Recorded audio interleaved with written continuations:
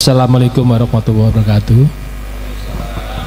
Saya duduk aja ya, karena saya agak sakit kalau berdiri.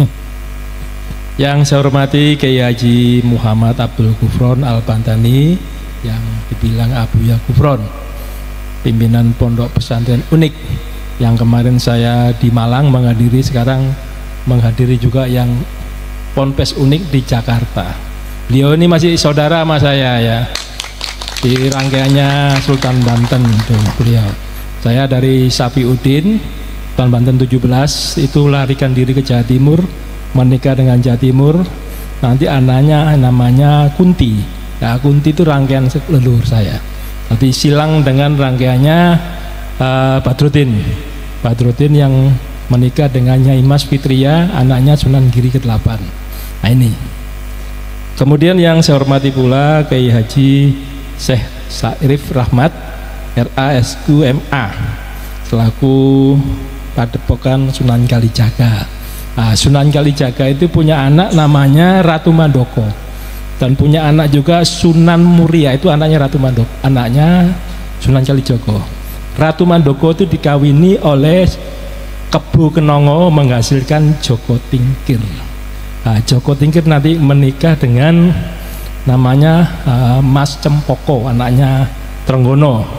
Nanti melahirkan Pangeran Benowo, melahirkan lagi Diah Banowati. Diah Banowati nanti menikah silang dengan Sedo Kepiak, atau dibilang Mas Jolang, atau Sultan Agung Hanyokrowati. Nanti melahirkan anak Sultan Agung Hanyokro Kusumo. Itu rangkaiannya keraton-keraton Jawa Tengah. Jadi saudara juga. Kita ini blasteran kerajaan sama Wali Songo. Nah itu istilahnya. Ya, tepuk tangan. Kemudian yang ketiga yang saya hormati Bapak Hendy Lesmana selaku staf khusus Kementerian Pertahanan.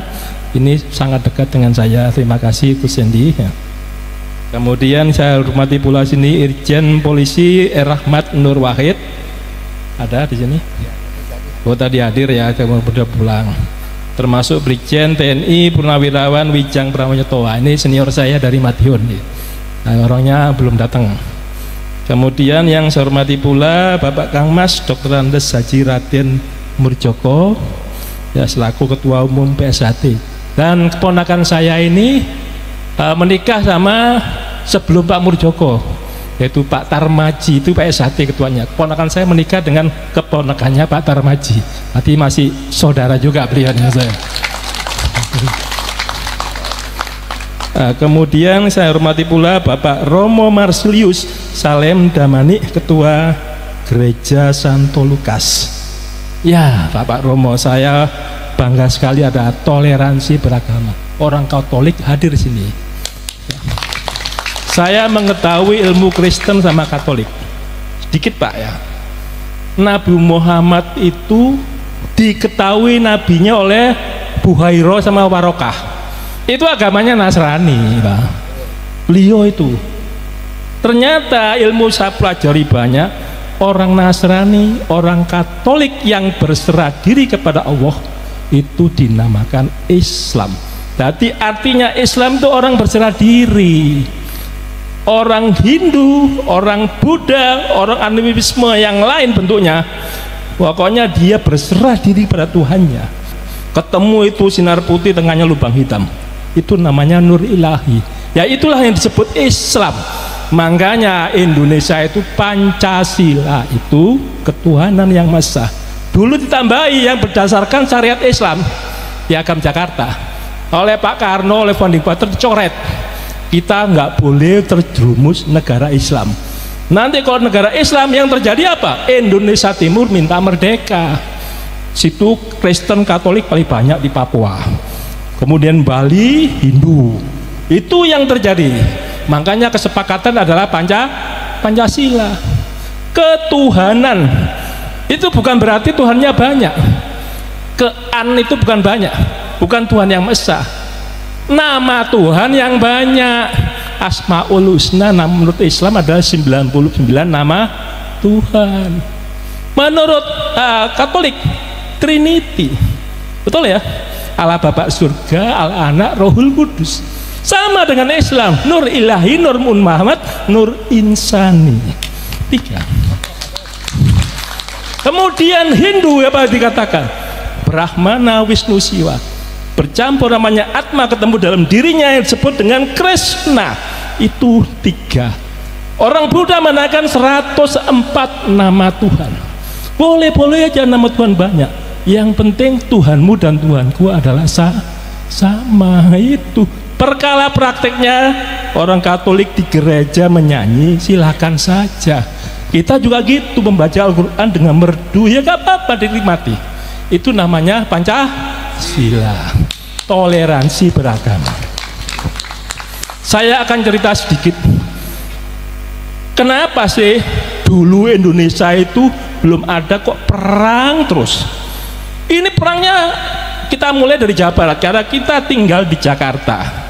Jakarta itu sebelum Jakarta namanya Batavia, dikuasai Belanda. Sebelum Batavia dikuasai Portugis, namanya Jayakarta. Nah, sebelum Jakarta nama-nama lain. Nah, itu dulu namanya eranya Prabu Siliwangi.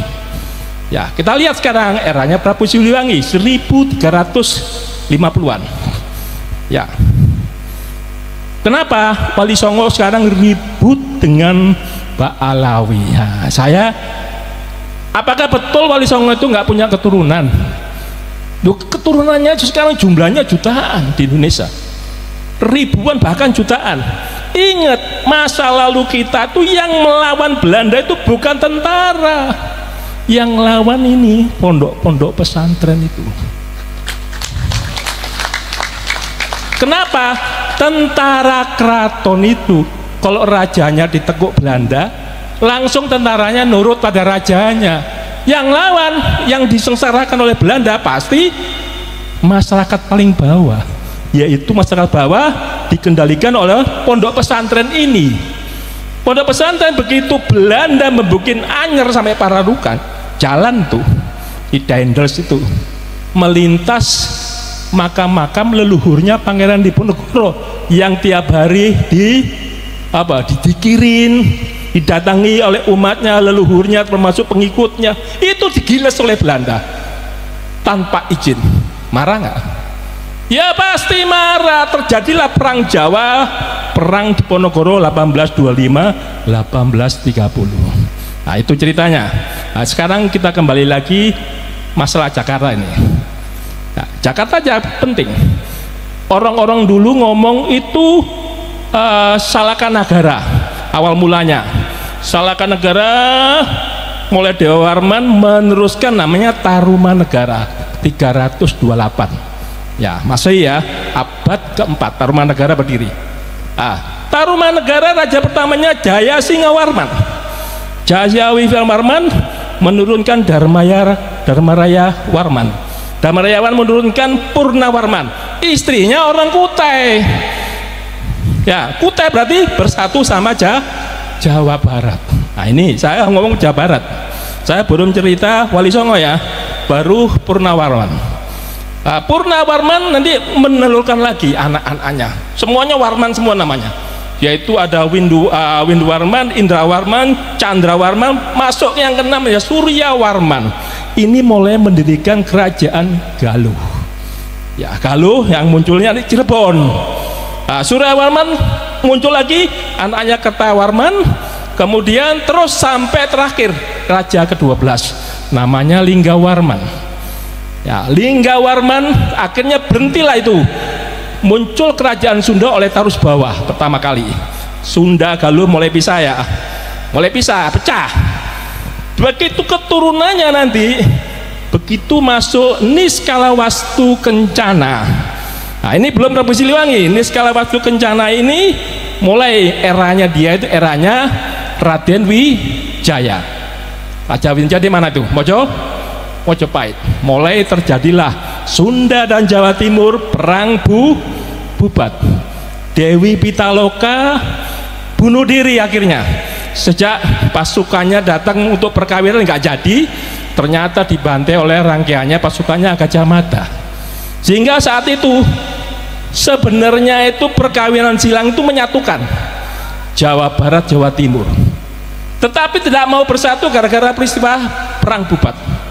Ternyata Raden Wijaya itu bawanya bapak kandungnya Raden Wijaya, Mojopahit itu namanya Jayadharma, adalah keturunan Siliwangi.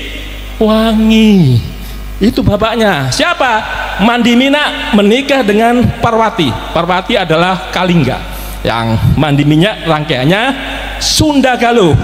Itu rudanya Raden Wijaya. Ibunya Raden Wijaya namanya Lembutol, yang dibilang dia Wisnumurti. Dia Wisnumurti punya bapak Mahesa Cempaka. Mahesa Cempaka punya bapak Mahesa Wong Atleng. Mahesa Wong Atleng punya bapak namanya Kenaro. Ya ingat ya. Nah, itu rangkaian.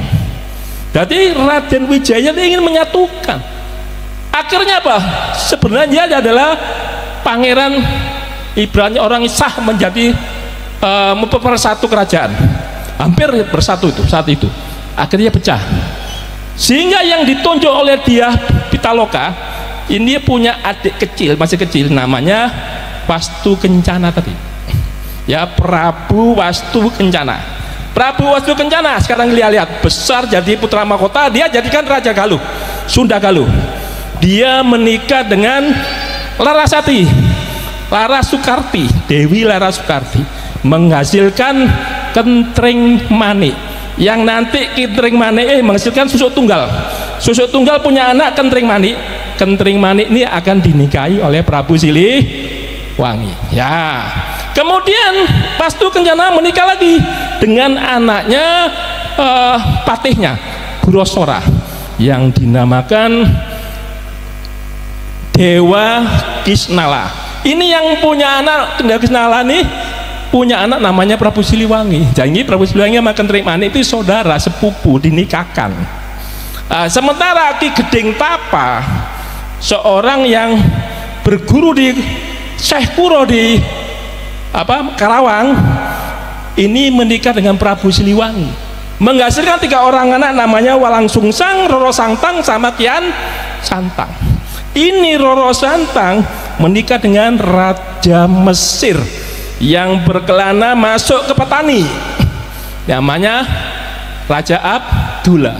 Sehingga bapaknya Raja Abdullah ini Nurul Alam, itu mengislamkan petani yang sekarang jadi pemberontak di Thailand Selatan. Itu keturunannya satu rangkaian dengan Sunan Gunung Jati, Syarif Hidayatullah. Dan punya saudara lagi Abdullah, namanya di Ternate, yaitu Raja Ba'abula. Nah, itu rangkaiannya. Nah, kita kembali lagi ke Wastu Kencana. Dewa Kisnala punya anak Prabu Siliwangi. Nanti Prabu Siliwangi menikah juga namanya Dewi Ambet Asih, menghasilkan 3 orang, yaitu Mandaka, kemudian Gagak Ampiar, baru Dewi Ratu Merana. Nah, 3 ini yang kelompok Prabu Siliwangi terkenal. Nah, sekarang kita lihat yang Sunan Gunung Jati. Sunan Gunung Jati begitu masuk Islam, menyebarkan Islam, yang marah bapak kandungnya sendiri, kakeknya sendiri, yaitu Prabu Siliwangi, karena Prabu Siliwangi mempertahankan Hindu. Kenapa kok cucu saya itu menyebarkan Islam? Marahlah Prabu Siliwangi, nggak mau tunduk, mau diserang. So cucunya sendiri diserang. Disuruhlah Pangeran Purboyo dari Garut untuk menyerang si Sunan Gunung Jati. Di tengah perjalanan bukannya menyerang, Pangeran Purboyo dan pengikutnya malah masuk Islam, sehingga semua Garut itu menjadi Islam. Lebarlah wilayah Islam Indonesia gara-gara Sunan Gunung Jati. Jawa Barat separuh masih wilayahnya Sunda, miliknya Prabu Siliwangi. Kemudian Prabu Siliwangi yang dari Kentreng Manik tadi punya anak namanya Surawisesa. Anaknya 3, Surawisesa, Surosowan, sama Surawati. Nah, tilang aja anak kedua Surosowan, namanya Kawunganten. Kawunganten ini dikawinkan dengan anaknya Roro Santang yang dibilang Syarif Hidayatullah, dikawinkan sepupu nih sama, menjadi adipati Banten pertama. Setelah jadi adipati masuk Islam, sehingga agama Hindu semakin sempit. Bingung mau kalah, apa yang dilakukan Prabu Siliwangi? bersekongkol dengan Portugis. Portugis menguasai Malaka saat itu, diserang sama Aceh terus, Aceh lagi Aceh, tapi Aceh kalah terus. Ditulis di Kapten Tak Belanda itu mengkritik pertahanan Aceh seperti kandang kuda, dibilang gitu. Orang Jawa juga gitu, seperti pertahanannya kandang kuda, terbuat dari batu mata merah. Berarti kalau sekali dibom pakai Canon langsung jebol. Mereka rampas senapan saya, Canon saya, sampai saya pergi. Begitu saya datang lagi masih saja menggunakan perang gajah. Itu dikritik oleh Kapten Tak. Karena Aceh kalah terus di Malaka, apa yang terjadi dilakukan Sunan Gunung Jati setelah menyatukan Banten jadi Islam? Sunan Gunung Jati menikahi putri Lampung. Akhirnya Lampung bersekongkol dengan Banten untuk mengusir Portugis. Portugis kedatangan Belanda, Portugis nyingkir ke Timor Leste, sehingga Portugis tadi dikasih pelabuhan oleh Prabu Siliwangi namanya Jayakarta, itu Portugis. Begitu Belanda masuk, Cornelis de Houtman 1596, sehingga Jakarta menjadi saat itu menjadi Batavia. Nah, saat itulah membuat jalan itu, sehingga semua di mana-mana Belanda adalah merusak kehidupan kerajaan kita, termasuk Wali Songo. Nah, tapi itu perlu diingat, ketika orang Cirebon itu Galuh melawan Belanda, melawan Portugis, dia bersatu dengan kerajaan Jawa yaitu Joko Tingkir, sehingga Jawa Cirebon bersatu. Takutlah Prabu Siliwangi, kerajaannya diserahkan pada Suraweseso, dia kabur, yang orang-orang dibilang mukso, sebenarnya tidak mukso.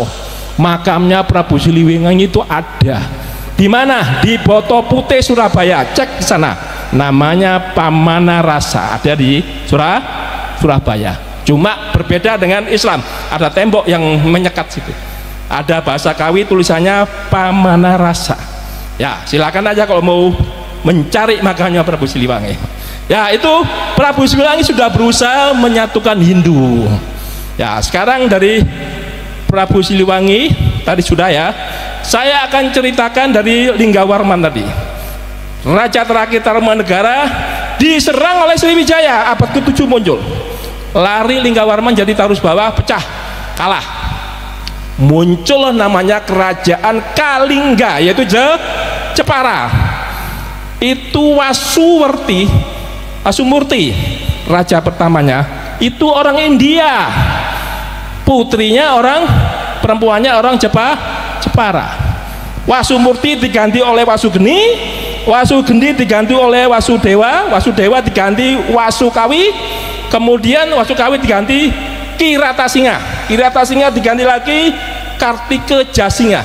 Kartika Jasinga diserang lagi Sriwijaya, mundur ke Kediri, yaitu Kahuripan muncul kerajaan itu. Sejak di Kahuripan nanti kutukan siapa pejabat yang tidak ikhlas hatinya, tidak suci, masuk ke Kediri nanti akan jatuh. Gus Dur jatuh, Pak Karno jatuh gara-gara ke Kediri. Nah, itu kutukannya Kartika Jasinga. Kartika Jasinga ini meninggal, itu adalah suaminya Ratu Sima, sehingga Ratu Sima yang menggantikan tangan besi dia. Ratu Sima punya anak namanya Sanaha. Nah, Sanaha menikah dengan Galuh, yaitu Cirebon, namanya Brontoseno, melahirkan namanya Parwati. Nah, Parwati nanti menikah dengan Mandi Minyak, itu yang disebut rangkaiannya Raden Wijaya. Raden Wijaya Jawa Timur juga raja aslinya, putra mahkotanya Sunda. Coba kalau dulu bersatu menikah betulan, kalau gak diganggu Gajah Mada, bersatu Jawa Barat Jawa Timur tuh. Sehingga sampai detik ini orang Jawa Barat ngomong kalau menikah orang Jawa Timur itu nggak cocok Sunda sama Jawa Timur. Kalau lakinya jadi Jawa Timur pasti lakinya kalah sama perempuannya. Ini cerita-cerita sampai legenda sampai sekarang. Jawa Barat Sunda pasti itu. Sebenarnya saudara sama. Banyak alang beratnya kalau kita kawin silang itu perlu. Ya, tadi Parwati punya anak namanya Sanjaya, Raja Jawa Wangsa Sanjaya. Sanjaya diganti Panunggalan, Panunggalan diganti Panungkarung, Warung diganti Garung, Garung terakhir ya, Garung era Wangsa Sanjaya. Begitu masa Sailendra namanya Raja Pikatan bersatu dengan Sumatera. Kenapa? Pikatan menikah dengan Pramudawardhani, adik kandungnya Balaputra Dewa. Itu semua dua orang itu anaknya Sailendra, bersatu. Makanya persatuan Pancasila itu tak gampang. Sudah dari leluhur kita itu ingin bersatu terus. Sejak Pikatan itu berdiri namanya Borobudur, bukti Hindu Buddha. Bhinneka Tunggal Ika Dharma Mangrua. Walaupun berbeda-beda agama tetapi tetap satu. Sekarang Dharma Mangrua dibuang, mengikuti Pancasila sekarang, bukan mengikuti Piagam Jakarta ada berdasarkan syariat Islam. Jadi Pancasila betul, Dharma Mangrua dibuang, walaupun berbeda agama, etnis, suku dan sebagainya, itu menjadi satu Bhinneka Tunggal Ika. Dharma Mangrua dipakai. Kalau dipakai bahayanya pada orang Maluku mengatakan kita ini bangsa Alipuru, bukan bangsa Jawa, mereka separatis. Orang Papua mengatakan kita bangsa Melanesia, Papua separatis. Bangsa Aceh, Arab, Eropa, Cina, Hindi, itu Aceh. Kita bukan Jawa, Jawa usir aja. Itu yang terjadi di seluruh perbatasan Indonesia. Makanya Dharma Mangruanya dibuang menjadi Bhinneka Tunggal Ika. Itu ceritanya. Kemudian kita lihat lagi Pikatan. Pikatan diganti Kayuwangi, Kayuwangi diganti Wawa, Wawa diganti Belaksa, Belaksa diganti Tulodong. Itu Wangsa Sailendra. Tulodong dikudeta oleh patihnya yang bernama Empu Sendok. Empu Sendok bukan keturunan Sriwijaya, makanya terjadi peperangan. Menanglah Empu Sendok, disebut Wangsa Isana karenanya anaknya Empu Sendok namanya Sri Makuta Sri Esana, dinamain Sri Esana. Sri Esana punya anak dua, yaitu Dharma Wangsa sama Mahendrata.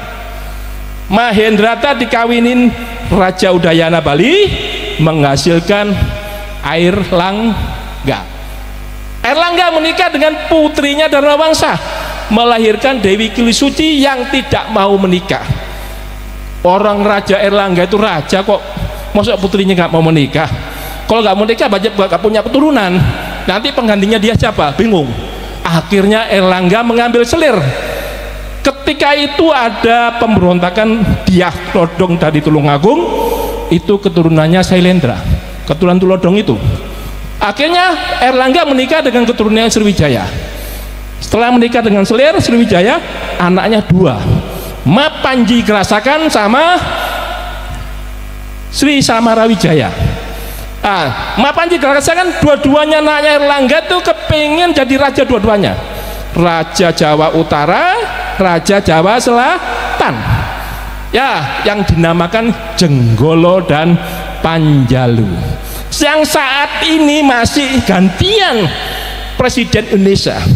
Ya, contohnya Pak Karno, Pakubuwono, keturunannya siapa tuh? Keturunannya Pakubuwono, Mataram II adalah Panjalu. Tidak biasa gitu. Diganti Pak Harto, ternyata Ibu Tin. Butin ada Mataram 1, ada Mataram 2. Paling kuatnya dia Mataram 1. Butin dari Lirboyo Kediri. Jadi dari Jenggolo. Itu bergantian terus di Indonesia. Mataram 1, Mataram 2, Mataram 1, Mataram 2. Selalu. Ya, aku cerita lagi nanti Mapanji Gerasakan sama Sri Samarawijaya punya cucu namanya Kirana, satunya Wajatrawa. Perang terus dia. Sama-sama keturunan Airlangga, sama-sama Sriwijaya, sama-sama rangkaiannya Empu Sendok. Saudara kan? Kok terjadi perang, rebutan kekuasaan. Akhirnya dimenangkan oleh Wajatrawa yang menghasilkan anak. Wajatrawa menikah dengan keturunannya Sri Samarawijaya, menghasilkan Kameswara I. Kameswara I digantikan Joyoboyo, Joyoboyo digantikan Koncadipa, Koncadipa digantikan Sarmawara I, Sarmawara I diganti Kameswara II, terakhir menjadi Kertajaya 1222. Kertajaya ini dihancurkan oleh Kenarok Panjalu, Kertajaya Jenggolo. Jadi Jenggolonya kalah, Panjalu menang. Kenarok ini menggulingkan Tunggul Ametung. Setelah kekuasaan ditusuk oleh Anusapati. Anusapati dibunuh Tojoyo, anaknya Kenarok. Tojoyo dibunuh Ronggowuni yang dibilang Wisnuwardana. Begitu anaknya Mahesa Wongteleng, Mahesa Cempaka gak dibunuh karena ibunya sama kayak Dedes. Sudah berhenti. 7 orang yang mati itu sudah selesai. Sehingga yang perlu kita ketahui, Aryo Wirorojo Madura, ahli strateginya Raden Wijaya itu ternyata saudaranya Ronggowuni. Apa yang terjadi? Mahesa Cempaka punya anak dia Wisnumerti yang dibilang orang lembut tol.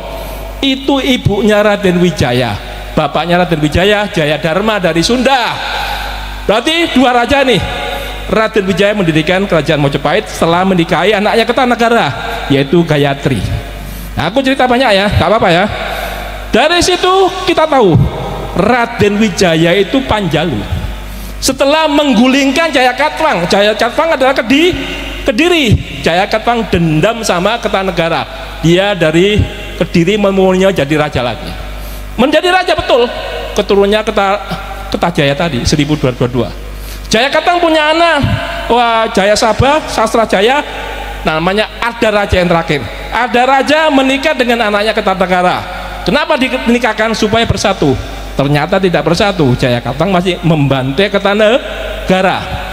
Jayakatwang nanti dihukum oleh Raden Wijaya menggunakan tentara Tartar yang Mengki telinganya dipotong oleh Kertanegara. Tartarnya marah, aku belikan itu, mengirim 1 batalion Sibi, Ikimese sama Mengki. Ini 3 orang, 1 kompi Cina, 2 kompi Mongolia. Ditipu setelah masuk ke hutan. Mereka setelah menang di Jayakatwang ya, masuk hutan dikasih hadiah tapi nggak bawa senjata. Di daerah Mojo dibantai oleh pasukannya Raden Wijaya, mati habis, mereka lari. Sehingga berdirilah Mojopahit pertama, namanya Raden Wijaya. Raden Wijaya diganti oleh Jayanegara dari Selir.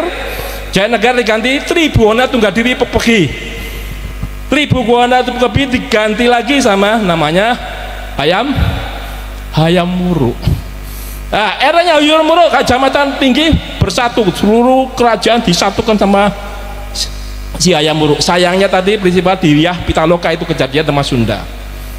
Kemudian dia punya anak namanya Suhita. Nanti anaknya Suhita ini perang lagi, yaitu Kusumawardhani rebutan tata sama Brewirabhumi. Brewirabhumi keturunannya Hayam Wuruk, Kusumawardhani keturunannya Suhita, sama.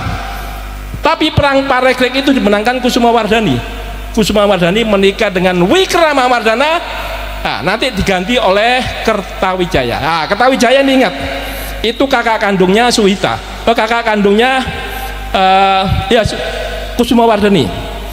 Kertawijaya itu membagi kekuasaan 3 orang, anaknya 3 kepingin jadi raja semua gantian, 2 tahun. Jadi mulai Girindra-Warasa sampai ke Supraprabawa itu 2 tahun. Apa yang dibilang orang Pandan Alas terakhir. Baru Pandan Alas itu Brawijaya 4 disebut ya. Baru masuk Brawijaya 5 yang dibilang Kertabumi. Brawijaya 5 itu punya anak namanya Andayiningrat.